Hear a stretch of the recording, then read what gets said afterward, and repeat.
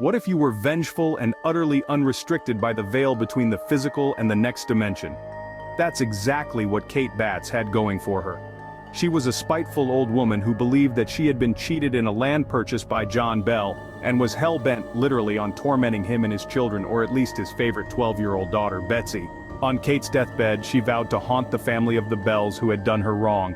After her death, she made good her promise. It felt to the Bell family that this ghost took no other pleasure than tormenting them incessantly. Kate pinched their noses, poked needles into them, threw kitchen objects about, screeched at them in her now notorious high-pitched voice, pulled hair, and was a presence that none of them could escape. Kate's wrath was particularly directly at John and his favorite daughter Betsy. With the wife and other children, she was sometimes heard crooning softly, saying something pleasant, or just ignoring them completely. John and Betsy were not so fortunate. Kate enjoyed mentally and physically torturing them with her shrieking voice or physically punishing antics. Gossip moved as quickly then as it does now, and this was a much talked about event in the small farming town of Adams, Tennessee. People were deeply fascinated by the rumors, and some even came from hundreds of miles away to visit the place of unrest. Some spectators were greeted with handshakes, some with shrieks, and some with a full dialogue of warning. So popular did the story become that General Andrew Jackson, the future President of the United States, gathered a few friends to investigate the story himself. He and his cohorts wanted to either debunk or repel the feisty spirit of Kate Batts. Jackson and his men were in for a surprise though. When their wagon stuck fast to an otherwise smooth and flat road, their jests of dealing with the witch came to a halt. No matter how they examined, pushed, cursed, or whipped the horses, their wagon was not moving. It was said that Jackson, in a fit of frustration and resignation, declared, "By the eternal boys, it is the witch." Much to the amazement of Jackson and his men, the legendary screech could be heard from a nearby bush that replied, "All right, General, let the wagon move on. I will see you again tonight."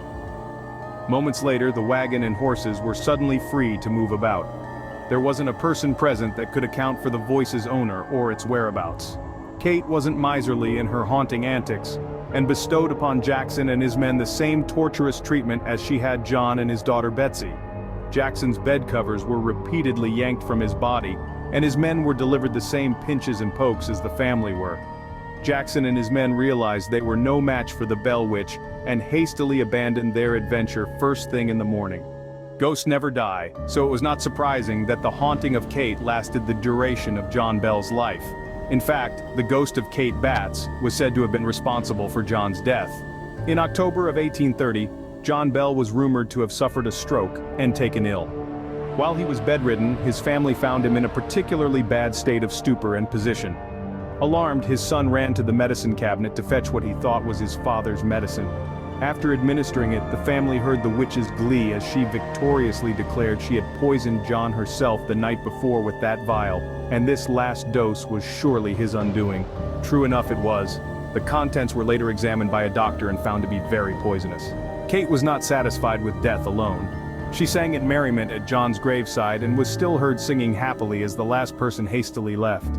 Notable points. This story is popular enough to have spawned several recent movies, of which include The Blair Witch Project and The American Haunting. It is also noted as one of the very rare poltergeists that caused a man's death.